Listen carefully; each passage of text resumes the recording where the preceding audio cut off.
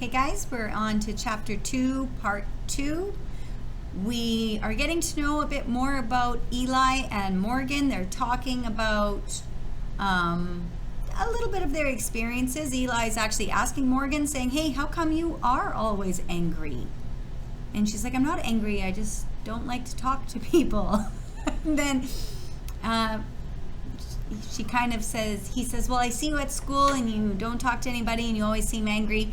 And she doesn't like that he's watching her at school because she's in grade 8, he's in grade 7, and there are rules. However, she watches him too. And again, we see her empathizing with him when she sees him eating all by himself on the floor in the corner of the gym instead of eating at a table with some friends or kids that he could get to know to be his friends. So we learn a bit about that. And we also see how she sits at a table, but all by herself too, without any friends. So we'll read a little bit just to review, and then we'll carry on. I'm not angry at school, I'm shy at school, okay? She said. There's a difference. Eli shrugged. Why are you shy at school then? Because I don't like talking to anybody, and I don't think anybody likes talking to me. We have an unspoken agreement to avoid each other, me and everybody else. If you don't talk to anybody, then how do you know if they don't like talking to you? I liked you better when you didn't talk, Morgan said. Plus, you're not exactly a chatterbox at school yourself, or anywhere for that matter. For a while, they just kept walking.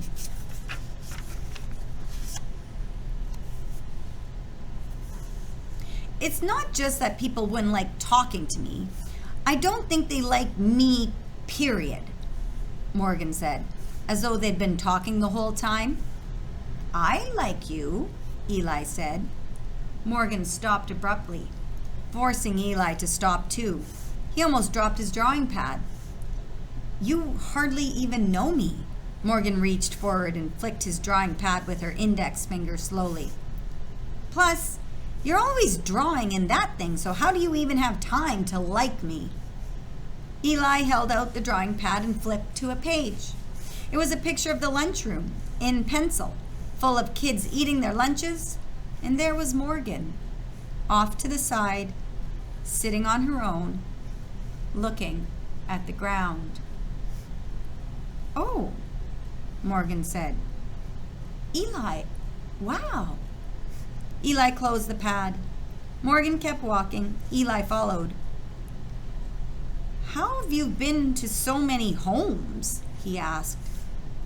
I don't know, Morgan said. Stuff happened. What kind of stuff? He asked. I run away, she said, or they don't like me, or I run away because they don't like me. I get older and they want a cute native kid. And I can tell, so I don't know, I guess I kind of act like a jerk. They're saviors, like all of them. Katie and James too. They want to save kids like us. I like them, he said. Morgan took a deep breath, then half smiled. Yeah, she said under her breath. I do too. The sun rose steadily over the 20-minute walk and melted the frost, making the boulevards and trees glitter. The neighborhood looked pretty, but Morgan always felt detached from it. No matter how high the sun rose, no matter how many times she walked the same route, and whether Eli was trailing behind her or not. It was one of several routes Morgan had taken to one of several schools, coming from one of several homes, and it was hard to think of what was different from one placement to another. The only constant was that they'd all been in the same city. This is your first home, right? She asked. Eli looked forward, as though the glittering blades of grass had caught his attention, as though he wasn't ignoring her. Finally, he nodded. I don't remember much about my first, she said, but I know what it felt like. like I was empty. And even though the house was full, it felt empty too. Does that make sense? I was like, I don't know, 3? This right here is really points out and makes it explicit the way that a lot of kids feel when they're in the foster system, or if they have to go and live somewhere else for a variety of reasons. Going and having to live in somebody else's house often results in the children living there feeling empty. That yes, there might be a lot of other kids or adults around the house, but you've lost so much of who you were that you feel empty no matter how full the house is. I was like, I don't know, 3? So Morgan's been in the foster system for a lot of years now, 10 years. I was home, he said. Home. He shrugged. And then I wasn't.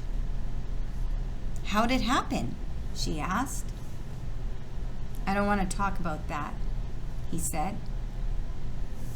The school was up ahead, a long, flat brick building set up against the backdrop of a large field that, too, was shimmering in the early morning sun. I was too young to remember, she said. All I know is that my mom didn't want me. How do you know that? He asked. How could she? As they got closer to the school, they were joined by a throng of students funneling into the wide concrete walk that led to the front doors. Morgan made herself thinner, avoiding both physical and eye contact. A gust of wind shouldered its way through the mass of middle schoolers, and when it collided with Morgan and Eli, Eli's drawing pad went flying through the air. It danced in the wind until it landed on the street, where it was promptly run over by the 68 Grosvenor bus. No! Eli cried. Without looking, he turned to run after it. Morgan grabbed his backpack and pulled him out of the way of an oncoming car. His drawing pad was run over again in the process, and the pages went flying. Are you trying to get killed or something? Morgan said. Let me go! Morgan looked both ways, saw that traffic was clear, and followed him onto the street. They gathered the pages together and piled them into a messy, muddied stack of art. Eli slumped on the curb, and Morgan flipped through some of the pages. With the exception of that drawing of her, his illustrations were all of villages within beautiful landscapes, with animals walking on 2 legs through forests, or along canyons, or over mountains. Some were lands in the middle of summer, some were colored with the warmth of autumn, others were made to face the harsh bite of winter.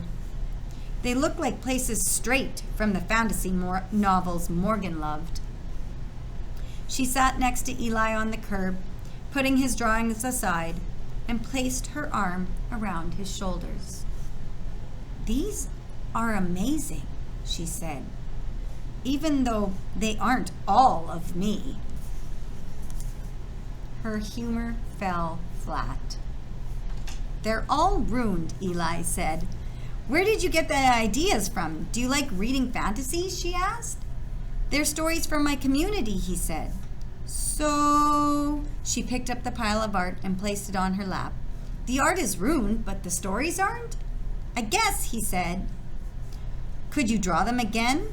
I guess, he said, but that's... He looked at his drawings resting on Morgan's lap, then looked away, as though he couldn't stand to see them in their condition. My dad got me that pad before I was... Oh, sorry. So of course that pad meant a lot to Eli. His dad got it for him before he was taken from his home. So a lot going on in that chapter. We're learning a little bit more about Eli and Morgan's backstory. Okay? As a reminder, you need to complete your response sheet. 2 questions you have, a quote. There were some really cool quotes in that chapter. Tell me why they're important. A connection. What's the big idea? And 1 inference. What do you think you've got figured out? Okay, guys. Chapter 3 coming up next.